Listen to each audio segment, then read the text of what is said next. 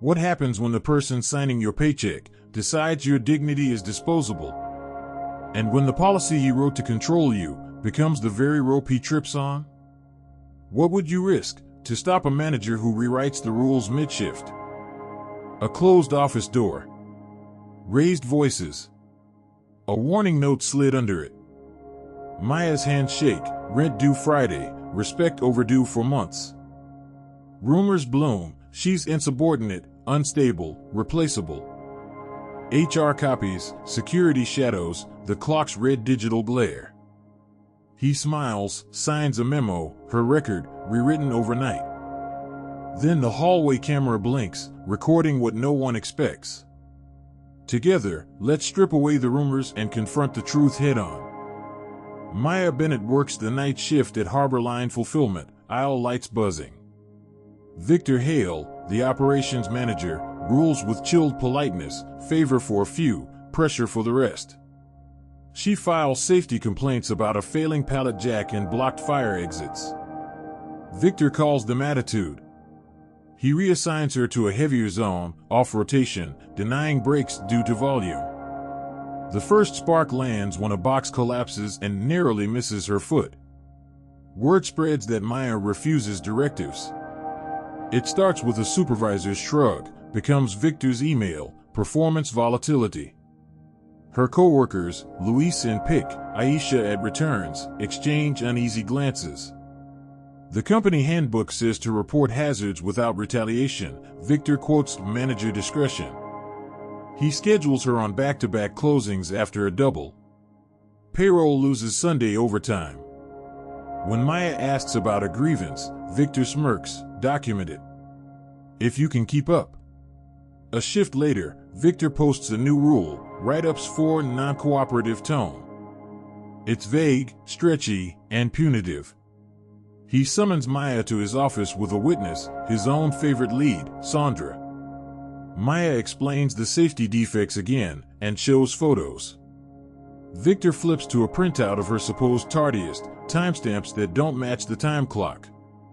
Per policy, that's corrective action. Maya breathes slowly, senses something curated, stitched together to corner her.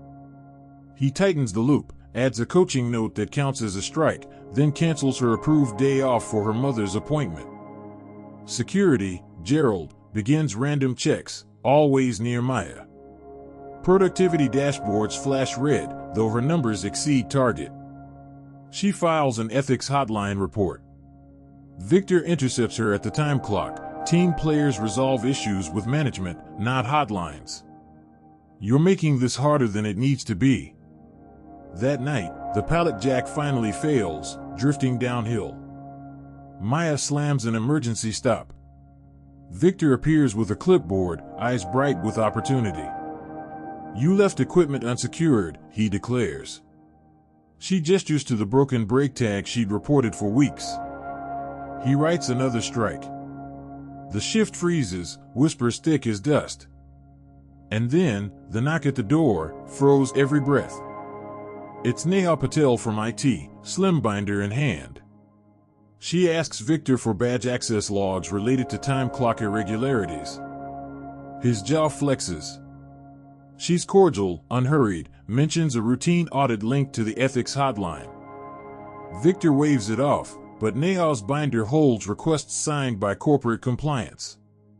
Luis catches Maya's eye, a small nod, something is finally shifting, even if the floor still tilts. Neha reviews footage from the hallway camera by Victor's office, late nights, paper stacks, edits. She requests the source files for attendance corrections, finds admin logins used outside normal hours. Meanwhile, Aisha gathers warehouse workers to quietly compare schedules against pay stubs. Patterns emerge, errors hit the same names, the ones who raised safety issues, asked questions, said no. Victor circulates a memo about loyalty, daring anyone to look away. Maya documents everything, photos, emails, the failed Jack's maintenance tags. She sits with union steward Roger, who reminds her the handbook guarantees a fair investigation. Roger requests a Step 2 meeting. Victor insists on Step 1 with his chosen witness. HR's interim, Dana, joins reluctantly, eyes flicking to policy pages Victor quotes out of context. When Maya mentions Neha's audit, Dana pauses, pen hovering, as if hearing a frequency Victor hoped to muffle. The meeting crackles. Victor frames Maya as combative, relies on his edited attendance sheet. Maya slides her phone across, screenshots of actual time clock punches pulled from the kiosk reflection in the hallway camera, visible digits, dates, and her badge number. Roger reads aloud the anti-retaliation clause. Victor counters with managerial prerogative. Dana requests original timekeeping exports. Victor says, too quickly, they've been archived. Neha messages, on my way. Victor rallies his loyal leads. Sandra whispers that Maya raises her voice. Another writes, creates negativity. Yet on the floor, more workers whisper their own stories, vanished overtime, canceled breaks, sudden write-ups after speaking up. Victor threatens schedule cuts for underperformers, staring directly at Maya's aisle. The building hums like a storm wall, tension pressing outward while Victor believes the room still bends to his signature. Neha arrives with a rolling case, prints crisp as winter air. She produces immutable logs from the timekeeping vendor, edits made by an admin account mapped to Victor's workstation after hours, tagging specific employees who filed complaints. She displays access control records, Victor's badge entering payroll at 10:43 p.m. Friday. Dana's face goes still. Roger breathes out. The rule he cast on her was now aimed squarely at him. Dana postpones discipline pending investigation. Victor bristles, operational urgency. She cites policy language he cherry-picked, now read in full, no adverse action during a protected complaint. Neha requests Victor surrender admin privileges temporarily. He laughs, refuses, then Dana's director calls in on speaker, voice level, authoritative, comply. Immediately. Outside the room, Maya catches Aisha's hand. For the first time in months, the air tastes like oxygen. Neha's timeline sharpens. 3 hotlines led to identical patterns: safety complaint, schedule change, attendance edit, write-up. She overlays camera footage showing Victor photocopying altered sheets. Luis provides photos of taped over hazard signs, dated. Gerald, the guard, admits he was told to check specific people. He lowers his eyes when asked who instructed him. Sandra, shaking, acknowledges she felt pressured to co-sign coaching notes she didn't witness. Victor calls it a misunderstanding, blames a rogue temp and an IT glitch. Neha points to the unique workstation MAC address and the admin token linked to Victor's single sign-on. Roger asks about the pallet jack, maintenance tickets closed without service. The vendor replies, no service calls in 3 months. Dana's pen finally writes more than questions. Victor's voice hardens, old power refusing to accept its expiration date. HR schedules a formal hearing with compliance present. The warehouse buzzes as whispers become statements. Workers who feared retaliation now file affidavits. Maya reads her slowly, factual, not vindictive, timestamps, policy clauses, the bruise on her ankle from the jack rollback. Victor tries to interrupt. Dana raises a palm. On the wall, the mission statement: safety, respect, integrity. Glares like an indictment stitched in vinyl. The confrontation edges toward combustion. Victor insists he protected productivity. Neha projects an email where he wrote, make an example so the rest fall in line. The room quotes. Roger leans forward, at whose expense? Dana asks Maya what outcome restores dignity. Maya answers, voice steady, fix the system. Clear the records. Make the floor safe again. Outside, forklifts beep, ordinary work refusing to stop for anyone's ego. Neha returns with one last folder. A separate camera, mounted above shipping, captured a reflection in the window when Victor altered a screen, his face, timestamped, cursor dragging numbers. He swallows. Then Neha opens a maintenance inbox backup, repeated ignored safety emails, all marked seen. The table tilts decisively. But hidden in plain sight was the truth no one wanted to see. Dana announces immediate administrative leave for Victor pending final action. He erupts, calls it a witch hunt, points at Maya, "You'll regret this." Roger rises, slow and immovable. Gerald steps between them.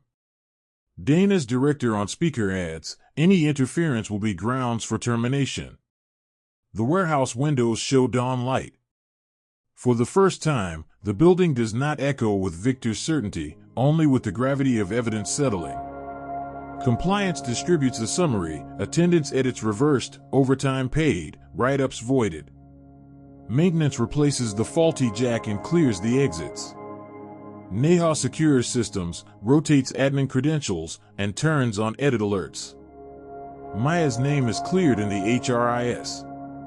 A listening session opens, workers describe months of fear.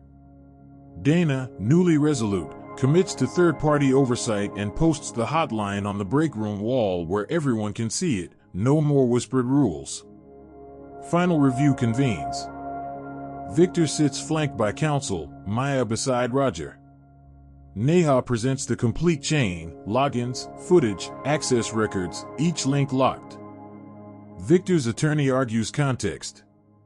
The context answers for itself.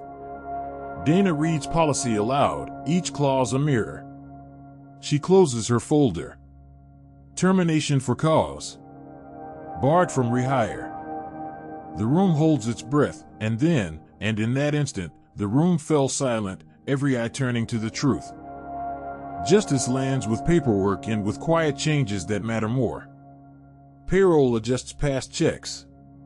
Schedules even out. Supervisors retrain under an external compliance coach. Dana apologizes to Maya, clearly, not theatrically. The company posts an anti-retaliation statement signed by the CEO, with Neha's audit plan attached. Safety tags get scanned daily, violations now ping executives. Maya's personnel file, once a trap, becomes a record of resilience and reform. After the meeting, Maya walks the aisle where fear used to collect like dust. Luis grins, relief in his shoulders. Aisha tapes a fresh safety map to the pillar and laughs nervously when it stays put without being torn down. Roger thanks Maya for staying factual when anger would have felt easier. She texts her mother, "It's over. We're okay." Her phone vibrates, a deposit notice, overtime restored. Rent won't be a cliff. A week later, the night shift begins under brighter bulbs. The hallway camera blinks again, this time as a witness to ordinary decency. Maya pauses by the mission statement, fingers brushing the word integrity. She doesn't need the building to believe it, people made it real. The lesson was clear: when power twists policy into a weapon, receipts and courage untwisted back into guardrails. If stories like this resonate with you, subscribe now. Because here, every story uncovers truth, delivers justice, and leaves a lesson worth remembering.